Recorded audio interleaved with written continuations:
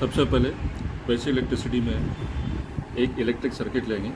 Electric circuit के अंदर क्या क्या चीज़ें इंपॉर्टेंस होती है जिसके बगैर कोई भी सर्किट कंप्लीट नहीं होती। क्या क्या चीज़ें रहेंगी उसमें? सप्लाई में क्या रहेगा? फेस और न्यूट्रल। तो जो एक्चुअल करंट होता है वो है फेस और न्यूट्रल। एक्चुअल करंट है फेस और उस सप्लाई को आगे तक ले जाने के लिए न्यूट्रल। ठीक है, ये हो गया सप्लाई। जब सप्लाई एक जगह से दूसरी जगह पे पहुंचाया जाएगा, उस पहुंचाने के मार्ग को कहते हैं कंडक्टर। और उस जगह तक पहुंचाने के लिए जो प्रेशर लगेगा उसे कहते हैं वोल्टेज। उस कंडक्टर के ऊपर जो भी कवरिंग किया रहेगा ताकि कंडक्टर सेफ रहे और करंट बिजली दूसरी जगह पे ना किसी को लगे, उसे हम लोग कहेंगे इंसुलेटर। ठीक है, अब ये कंडक्टर इंसुलेटर से होते हुए वोल्टेज के साथ में करंट जिसका एम्पियर निकाला जाता है, ये पहुंच जाएगा कहाँ पर? रेजिस्टेंस में। रेजिस्टेंस यानी रुकावट। ऐसी कोई भी उपकरण, आर्टिकल, मशीन, मोटर या बल्ब या ट्यूबलाइट जिसमें करंट पहुंच करके वहाँ पर उसका यूज़ होता है, प्रयोग होता है, उसे कहते हैं रेजिस्टेंस। रेजिस्टेंस जो वर्ड है, ये शब्द क्या है? रुकावट को कहते हैं, जहाँ पर करंट आके खर्च होगा, यूज़ होगा, इस्तेमाल होगा। तो करंट यहाँ पर आकर के यूज़ होगा यानी बल्ब जलेगा। तो अब इस बल्ब की भी कैपेसिटी क्या? इस बल्ब की भी अपनी एक कैपेसिटी होगी, जिस कैपेसिटी के दम पर ये इतने करंट और रेजिस्टेंस के साथ में काम करेगा, वो कहलाता है वैट्स।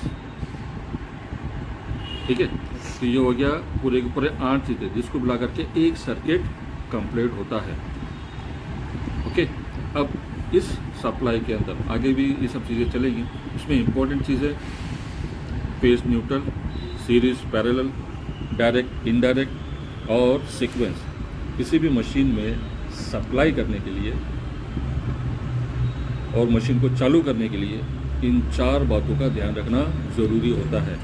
इन 4 चीज़ों के ऊपर काम किए बगैर कोई भी मशीन स्टार्ट नहीं होती, ये ज़रूरी है। इसलिए चारों भी काम और चारों चीज़ों के नाम याद करना। उसके बाद में यही 8 चीज़ें 1 2 3 4 5 6 7 8 ये 8 चीज़ें आप उसको याद कर लेंगे। ठीक है, उसके बाद अब इस सर्किट के भी 2 पहलू बताए जाते हैं। एक कहलाता है सीरीज सर्किट, एक कहलाता है पैरेलल सर्किट। सीरीज सर्किट उसको बोलेंगे, ये पूरे 8 चीज़ों ले करके हम वोल्टेज, करंट ले करके काम करेंगे, जिसको वोल्टेज हमेशा होगा 220 का।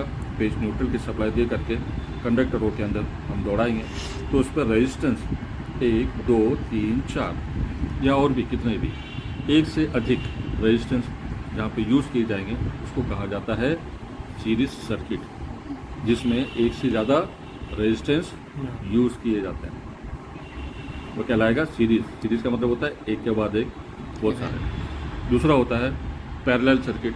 पैरेलल सर्किट का मतलब हो गया कि सेम सप्लाई रहेगी, लेकिन हर एक सर्किट के लिए अलग अलग स्विच लगा होगा, जिसके चालू करने पर एक एक रेजिस्टेंस काम इस तरीके से करेगा। रेजिस्टेंस 1, रेजिस्टेंस 2, रेजिस्टेंस 3 या उससे भी अधिक कितने भी।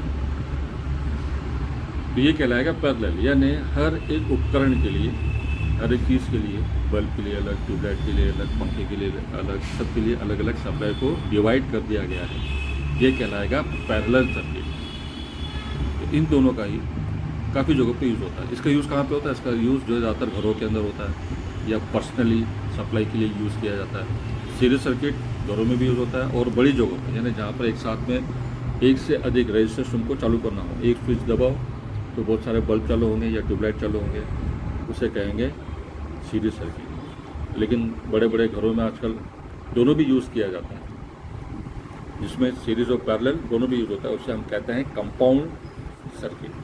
कंपाउंड सर्किट में सेम वही वोल्टेज 220 का, करंट इस्तेमाल होगा, फेस न्यूट्रल, दोनों भी सर्किट के अंदर जाएगा सप्लाई। तो सीरीज सर्किट में एक स्विच के ऊपर R1, R2, R3 यानी तीनों भी रेजिस्टेंस चालू हो जाएंगे, लेकिन जो पैरेलल का रहेगा उसी के अंदर ही, उसी सर्किट में, उसमें हर एक के लिए अलग अलग स्विच रहेंगे, जिसमें अलग अलग तीनों के रेजिस्टेंस बंद या चालू किए जा सकते हैं। ये कहलाएगा कंपाउंड सर्किट यानी एक सर्किट। ठीक है, फिर AC और DC क्या चीज़ है? अल्टरनेटिंग करंट और डायरेक्ट करंट। ठीक है, अल्टरनेटिंग करंट यानी जो एक सर्कल है सप्लाई का, जिसमें 360 डिग्री सप्लाई उसको माना जाता है, तो उसका जो आधा हिस्सा है वो फेज, वो आधा हिस्सा क्या रहेगा? न्यूट्रल रहेगा। दोनों मिलकर काम करेंगे, वो कहलाएगा अल्टरनेटिंग करंट। अल्टरनेटिंग मतलब एक के बाद एक, फेज रहेगा 180 डिग्री, न्यूट्रल रहेगा 180 डिग्री। इस तरीके से दोनों मिलाकर एक सर्कल कंप्लीट होगा और एक सर्किट कंप्लीट हो जाएगा। इसमें से आधी वैल्यू उसकी फेज की रहेगी तो आधी न्यूट्रल की रहेगी, दोनों मिलकर काम करेंगे। जो आमतौर पर घरों में जो वायरिंग की जाती है सब अल्टरनेटिंग करंट ही होता है। उसके बाद दूसरा होता है डायरेक्ट करंट। डायरेक्ट करंट जिसमें से सप्लाई डायरेक्ट दी जाती है, जो एक जिसमें एक फेज होगा तो उसमें एक न्यूट्रल होगा। डायरेक्ट सप्लाई, उसका निशान ये सिंबल है। ठीक है, और ये सिंबल है AC का और ये सिंबल है DC का। ये सिंबल भी याद हो। उसको चेक करने का तरीका यूज़ तो समझ में आ गया। DC का ज़्यादातर इस्तेमाल जहाँ पे इन्वर्टर यूज़ होगा, जहाँ पर बैटरी यूज़ होगा, वहाँ पर सब DC करंट ही यूज़ होगा, इस्तेमाल होगा। लेकिन वो किसी भी पर्सनल एक चीज़ के लिए किया जा सकता है, इसके लिए DC सब जगह पे उपयोग नहीं होता। अल्टरनेटिंग करंट का सब जगह पे उपयोग किया जा सकता है, इसलिए सब जगह पर अल्टरनेटिंग करंट का ही यूज़ किया जाता है। उसको चेक करने का तरीका, एक गिलास में पानी लेंगे, उसमें सप्लाई के जो 2 वायर निकले जिसको उनको पहचानना हो कि AC कौन सा DC कौन सा है, दोनों वायर को उसमें डालेंगे। अगर दोनों वायर के छेड़े से सप्लाई चालू करने पर अगर बारीक बारीक बुलबुले अगर उठें, बबल्स अगर निकलते हैं, तो हम उसे कहते हैं अल्टरनेटिंग करंट, क्योंकि दोनों भी मिलकर काम कर रहे हैं, एक सर्कल कंप्लीट हो रहा है।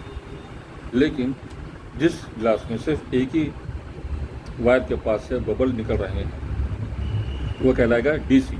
DC क्यों कह रहे हैं इसको? क्योंकि वहाँ पर फेज का एक ही डायरेक्टली काम कर रहा है, न्यूट्रल से वहाँ पर सपोर्ट नहीं, वो कहलाएगा DC। इस तरह से ये बन गया AC और DC की पहचान करने का तरीका। इसके बाद में आते हैं, सर्किट हो गई कंप्लीट। अब ट्रांसफार्मर। ट्रांसफार्मर क्या चीज़ है? ये एक उपकरण है जो सप्लाई के लिए सब जगह पर इस्तेमाल करना पड़ता है। जैसा कि जहाँ से बड़ी सप्लाई है, फिर छोटी सप्लाई, फिर छोटी सप्लाई, जगह जगह पर जो लाल डब्बे लगे होते हैं इलेक्ट्रिक बोर्ड सप्लाई के, उसमें भी सब जगह पर ट्रांसफार्मर ही होता है, यानी करंट को ट्रांसफ़र करना। अगर ज़्यादा है तो उसको कम किया जा सकता है, कम है तो उसको ज़्यादा किया जा सकता है। जैसे कि ट्रांसफार्मर में रेजिस्टेंस, वोल्टेज, रेजिस्टेंस, इस तरीके से क्या हो, जहाँ पर रेजिस्टेंस ज़्यादा वहाँ पर वोल्टेज खुद ब खुद कम हो जाता है। जैसे ये, उसे हम कहेंगे स्टेप डाउन, क्योंकि वहाँ पर रेजिस्टेंस ज़्यादा है तो वोल्टेज का हो जाएगा, ड्रॉप हो जाएगा, कम हो जाएगा। क्योंकि रुकावट ज़्यादा है तो वोल्टेज का हो जाएगा, कम हो जाएगा। और जहाँ पर रेजिस्टेंस कम है वहाँ पर वोल्टेज बढ़ जाएगा, उसे हम कहते हैं स्टेप अप। इसको किया भी जा सकता है और ये डायरेक्ट ऑटोमेटिक सिस्टम भी होता है, जिसके द्वारा करंट सप्लाई कितनी भी हो, 220 से अगर ज़्यादा हो, 250, 300 तक भी हो, तो ये खुद ब खुद 220 होकर के आएगा। और अगर करंट आ रहा है और उसका वोल्टेज 180, 190 है तो वो बढ़ के 220 तक हो जाएगा। ये काम करता है ट्रांसफार्मर। ठीक है, ये हो गया ट्रांसफार्मर का काम। उसके बाद में आते हैं लास्ट में पावर, यानी किसी भी उपकरण का उसका खुद का अपना एक पावर होता है जिसे हम वैट्स कहते हैं। लेकिन मोटर जो है, मोटर वैट्स के साथ में वहाँ पे HP भी लिखा जाता है। वो HP लिखना पड़ता है या HP में उसको ज्ञात किया जाता है इस वजह से क्योंकि उसको एक लोड, एक ताकत की ज़रूरत पड़ती है।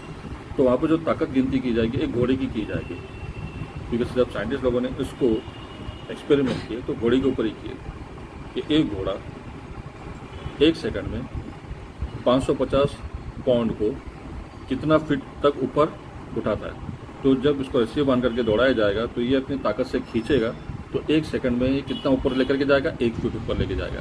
वजन कितना, 550। तो ये एक HP यानी एक घोड़े की ताकत ज्ञात हुई। तो इसका क्या निकला कि 550 पाउंड का लोड एक HP यानी एक घोड़ा उठा सकता है। इसी को कहते हैं हॉर्स पावर। HP का मतलब होता है हॉर्स पावर। हॉर्स पावर का मतलब घोड़े की ताकत। ठीक है, ये कहलाएगा HP। तो जितनी भी दुनिया में मोटर है सब HP पे गिनती की जाती है, इन्हें घोड़ी की ताकत से उसको कंपेयर किया जाता है। ओके, वैसे ही जब उसको वाट्स में हम कन्वर्ट करने जाएंगे तो ये उसका एक मेन नंबर है 746, ये इसको याद कर लेना। 746 watts is equal to 1 HP। 1 HP का कितना वाट्स होता है? 746 वाट्स। ये हमेशा देखकर याद रखना, जब भी तुमको HP से वाट्स निकालना हो तो इसी को रख करके निकालो। और जो वाट्स जो निकाला जाता है, वाट्स हम क्यों पकड़ रहे हैं? क्योंकि पूरे घर के जितने भी उपकरण चलते हैं उसका मीटर में रीडिंग आता है, तो वो रीडिंग पे जो नंबर आता है वो वाट्स होता है। लेकिन खाली वाट्स नहीं होता बल्कि किलो वाट्स होता है। किलो वाट्स किसे कहते हैं? 1000 वाट्स का 1 किलो वाट।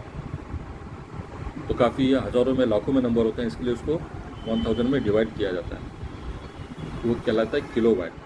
तो जितना भी महीने में तुमने HP या फिर वाट्स तुमने यूज़ किया है करंट, उतना तुम्हारे मीटर के रीडिंग में आएगा, उसी के अनुसार ही इलेक्ट्रिक बिल तुम्हारा निकाला जाता है, उतना तुमको चार्ज किया जाता है। ये हो गया एक सर्किट से लेकर के मीटर रीडिंग तक टोटल सप्लाई के बारे में जानकारी।